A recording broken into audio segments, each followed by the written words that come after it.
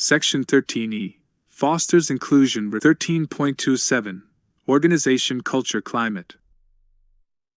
Every unit, business, or organization has a personality, temperament, and unique environment. Organizational culture is a way of describing an organizational environment. Dynamics within an organization are often driven by the way individuals behave based on perceptions of the organizational culture. This inherent system of cultural expectations and learned behaviors can greatly affect how well organizations perform. Leaders can be particularly effective in aligning the environment with employee needs when they understand the organization's culture and climate. 13.28 Leveraging diversity. Our work environment today is more diverse than ever. Diversity is a military necessity. The USAF team is comprised of military, civilians, and contractors. USAF capabilities and war-fighting skills are enhanced by diversity among military personnel. At the core, diversity provides collective strengths, perspectives, and capabilities that transcend individual contributions. USAF personnel who work in a diverse environment learn to maximize individual strengths and combine individual abilities and perspectives for the good of the mission. Our ability to attract and retain a larger, highly talented, diverse pool of applicants for service with the USAF, both military and civilian, is a strength that will impact our future force. Diversity is about strengthening and ensuring long-term viability to support our mission. 13.29 Respecting individuality. The skilled leader deals effectively with all races, nationalities, cultures, disabilities, ages, and genders. In an effort to acknowledge the richness and benefits of diversity, we must increase awareness of individuality and expel stereotypes. Stereotypes regarding age, experience, background, or perspective are detrimental to organizations. Stereotypes ignore individual strengths and contributions and exploit generalized characteristics. The setbacks these issues cause are not only to the organization, but to the individuals within the organization who would otherwise contribute to the success of the mission. The workplace has no room for such stereotypes. Appreciate differences. The challenge is to incorporate everyone's talents into a cohesive and optimal workforce. We must recognize that people are vital to an organization's success. Leaders can find themselves dealing with a workforce ranging from 18-year-olds to those with 30 or more years of experience. Consequently, we need to understand the motivations and interests of this diverse workforce. What sparks interest and passion in one person does not necessarily ignite the next person. Effective leaders take time to recognize what excites others, leverage their talents, and cultivate a work culture that recognizes and appreciates different perspectives and approaches to solving problems. The USAF attracts people from every aspect of society, culture, and social status, none of which are under a supervisor's direct control. Although supervisors cannot change someone's inherent characteristics, they can change how they lead people as a cohesive team. Foremost, leaders must create a hospitable climate that promotes respect and inclusion. This will reduce dysfunctional tension and increase team productivity. Establish common ground. The first step in leading a diverse organization is to form a common ground or a shared set of assumptions to form the framework within which to communicate. The common ground is the organization itself, the vision, goals, rules, regulations, processes, and procedures that govern what the unit does to achieve mission requirements. Clear guidelines improve communication, reduce confusion, provide purpose, and define desired outcomes. A team must have a clear sense of direction to prevent mass confusion with everyone going in different directions. Everyone's experience and background should be considered as a unique resource. Diversity of experience and background allows diverse ways of perceiving and resolving problems. Managing workforce diversity can result in higher productivity, improved performance, more creativity, more innovativeness, and reduced stress. Giving emphasis to diversity without threatening our unity is the proper way to strengthen the ties that bind a team together.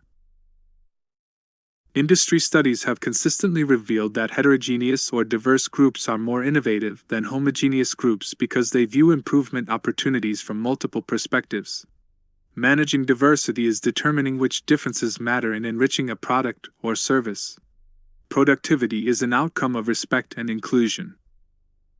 13.30. Contemporary motivation. Contemporary motivation is a simple, three-phased approach to motivation. This approach states that people can be in one of three levels of commitment to the organization: the membership level, at the lowest end, the performance level, or the involvement level, highest level. A person's level of commitment determines how motivated he or she is to accomplish the mission. The more committed a person is to the organization, the more involved he or she will most likely be. Supervisors can help ensure the proper rewards are provided so individuals can move to, or remain in, a higher commitment level.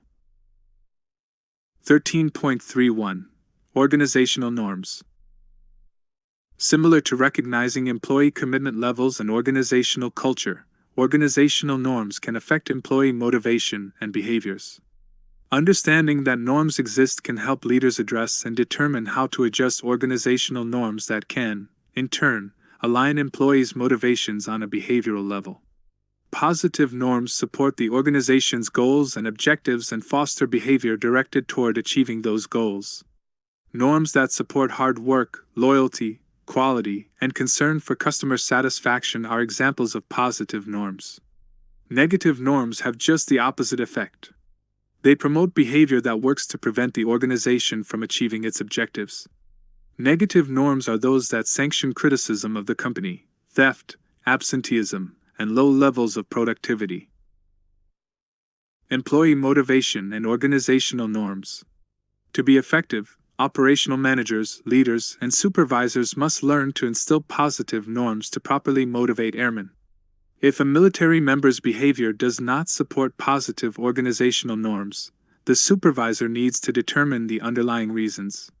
The individual's behavior could be a result of unmet needs, a result of discipline problems, or both. Areas that affect the dynamic culture between employee motivation and organizational norms are covered here. Organizational and personal pride. Organizational and personal pride norms are associated with an individual's feelings of identification and sense of pride regarding the organization. Positive norms lead individuals to see the organization as his or hers. Negative norms are reflected in a we versus they attitude toward the organization and its goals.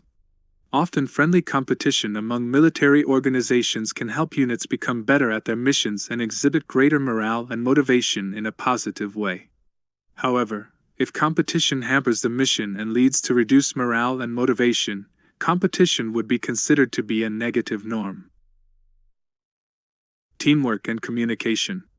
Teamwork and communication norms are reflected in the visible behaviors where individuals work together and cooperate with one another.